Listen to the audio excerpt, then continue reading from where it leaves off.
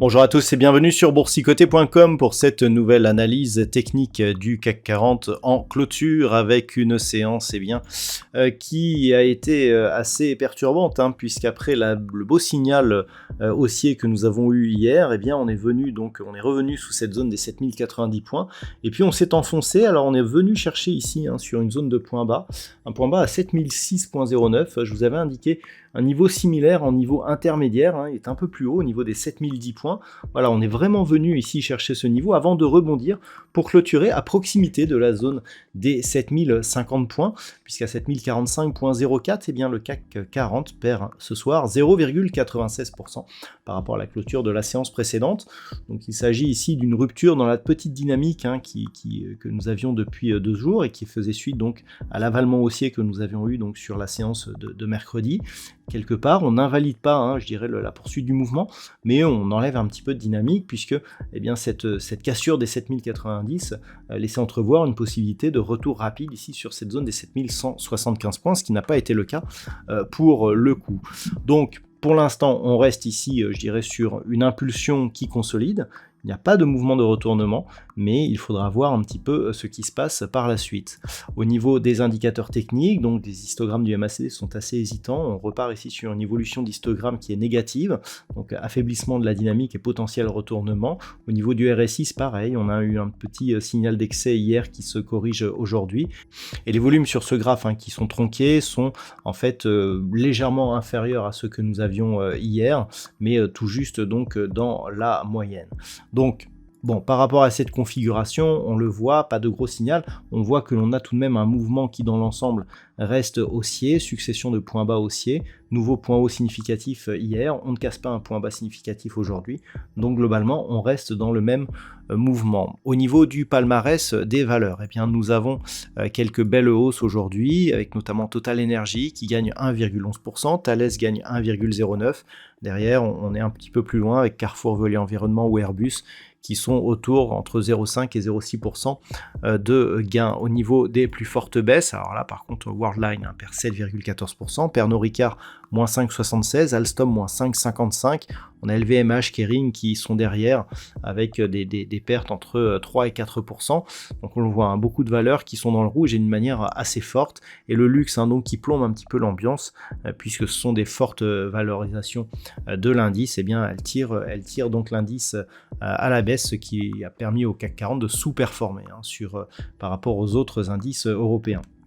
Donc on est ici donc sur un mouvement qui pour l'instant ne remet pas en cause donc l'intégrité de ce mouvement haussier, mais qui pourrait le fragiliser si on persistait à évoluer d'une manière baissière. Mais avant d'aller plus loin, je vous propose une vue sur cette configuration en hebdomadaire.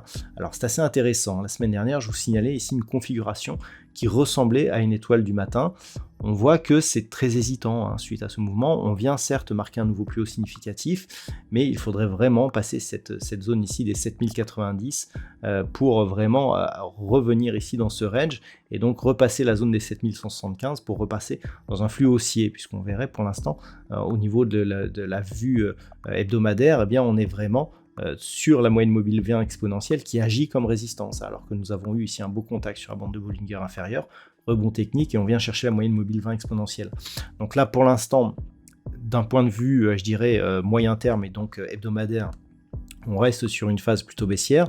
Pour s'affranchir de cette zone, il faudrait déjà casser avec force la zone ici de la moyenne mobile 20 exponentielle, donc qui se trouve approximativement à 7120 points, et pour bien faire même sur cette unité de temps, il faudrait casser ici cette zone des 7380 points. Pour l'instant, on en est loin.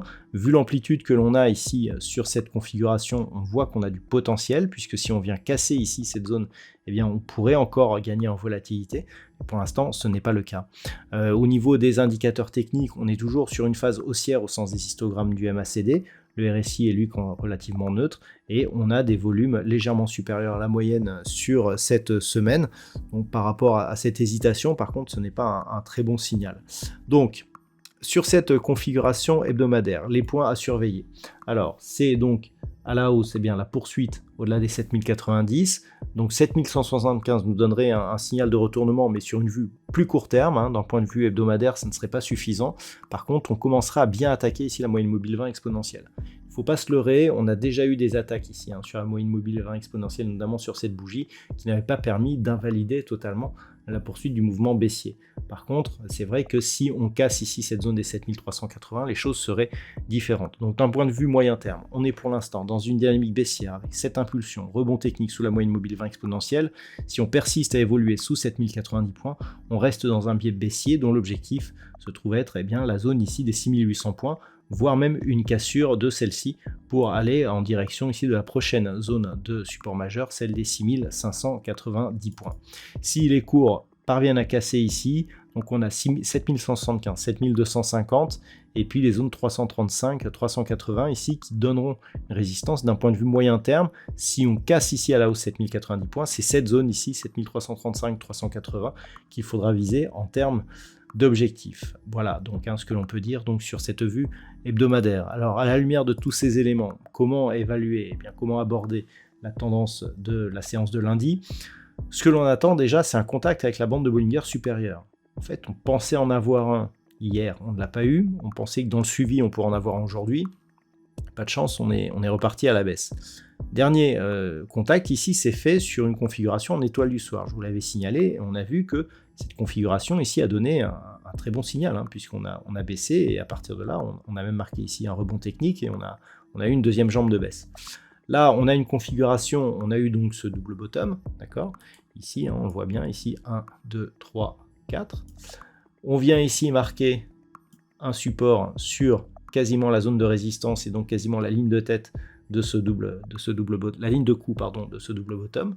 Et ensuite, on vient marquer un nouveau plus haut significatif ici avant de consolider. Donc, tant que l'on ne casse pas ici 6950, on reste dans un flux haussier suite à cette impulsion qui a été suivie d'une consolidation qui est venue chercher ici une ancienne résistance. Par contre, si ici, la semaine prochaine, on continue et on casse cette zone, là, il y a une configuration de retournement dont l'objectif sera un retour ici sur cette zone des 6800 points. Donc, ça serait assez mauvais signe pour la suite, puisque une rupture de cette zone confirmerait la possible poursuite du mouvement baissier qui a été impulsé ici par cette première impulsion. Si tel était le cas, l'objectif est le même, comme sur la vue hebdomadaire, 6590 points. On n'a pas grand-chose entre 6800 et 6590 points. A l'inverse, si les cours ici essayent de casser cette zone des 7090 points, la zone ici des 7175 nous donne une belle configuration, puisque pour l'instant, on fait à peu près des ondulations de cette manière, donc des ondulations de plus en plus fortes. D'accord ? Là, si on vient par exemple chercher ici, là, on aura une configuration dite en anse avec tasse, qui nous permettrait de reporter l'amplitude totale ici sur la ligne d'eau pour nous donner l'objectif, qui nous ramènerait quasiment sur les niveaux historiques du CAC 40. Donc il va falloir surveiller cette zone des 7175, parce que la rupture de cette zone nous permettrait de libérer du potentiel haussier pour l'indice parisien. Et donc par contre, si on reste sous 7090 points, et tant que l'on ne dépasse pas ici à la baisse la zone des 6950 points, on aurait une neutralisation du mouvement. Voilà donc ce que l'on peut dire sur cette configuration technique pour ce soir. D'un point de vue statistique, on a des statistiques qui sont toujours relativement baissières.